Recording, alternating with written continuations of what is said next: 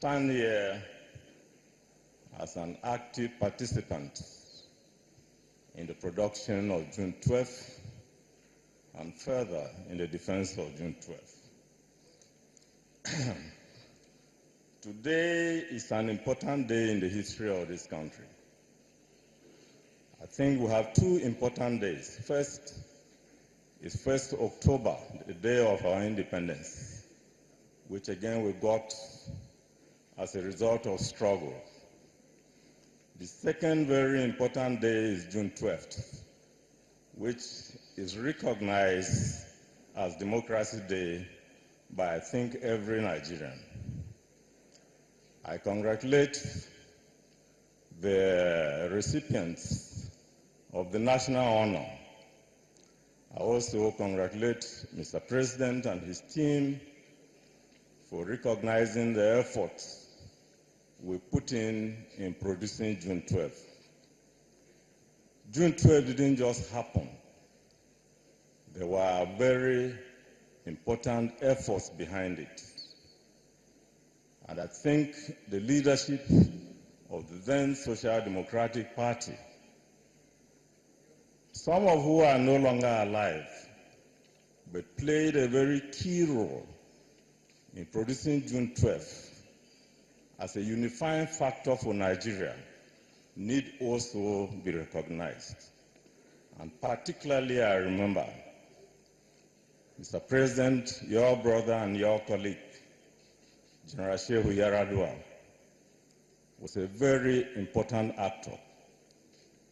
The late Chief Solomon La was another significant player in the manufacture of June 12th, which became such a recognized democratic symbol in this country.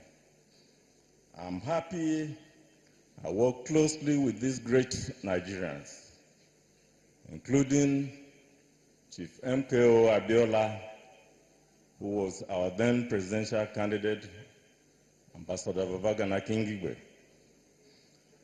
I think I will speak more as a representative of the Senate of 1992-93, of which I was the leader. So many elections or attempts at democratic elections in Nigeria during that time had been nullified. I believe the apology Mr. President has given to Nigerians, to the family of Chief MKO Abiola, is not only to that family, but to nearly every Nigerian.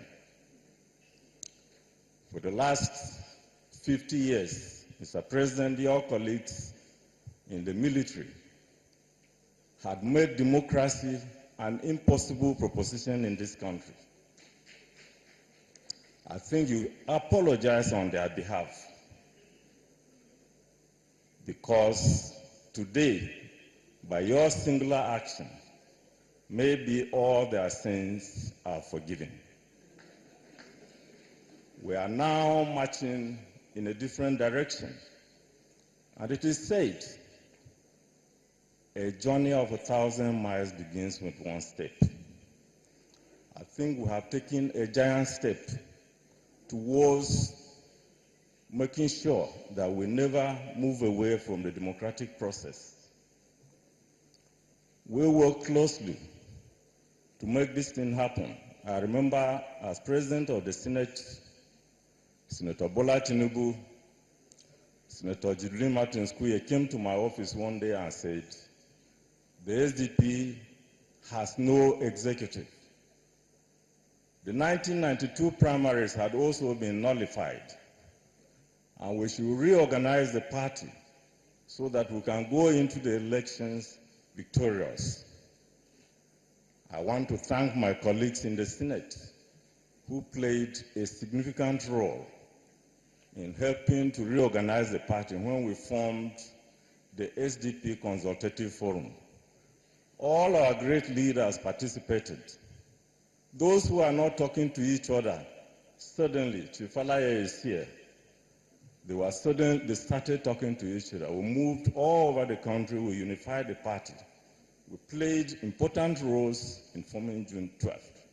Unfortunately, that election was nullified.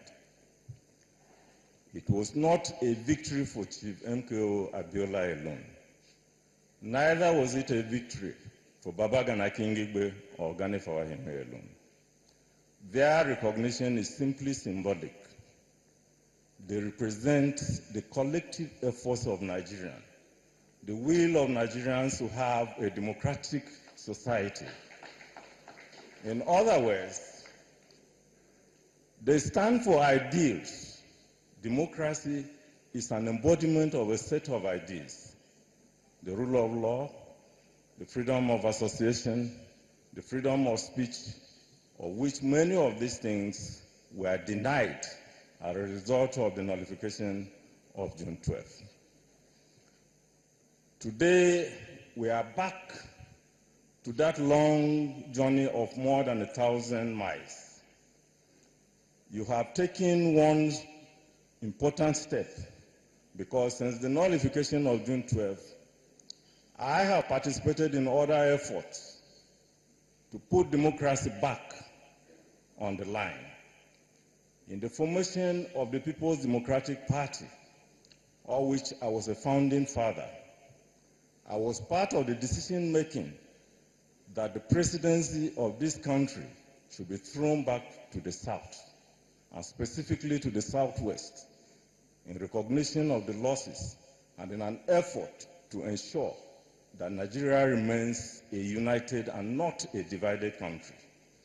I'm happy this step, we are moving forward all the time. Let me conclude, Mr. President,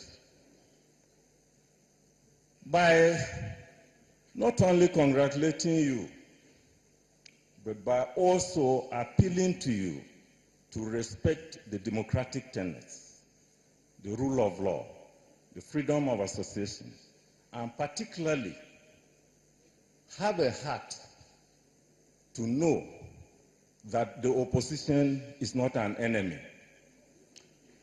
In democracy, the opposition is not an enemy.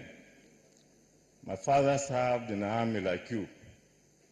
I grew up in the barracks.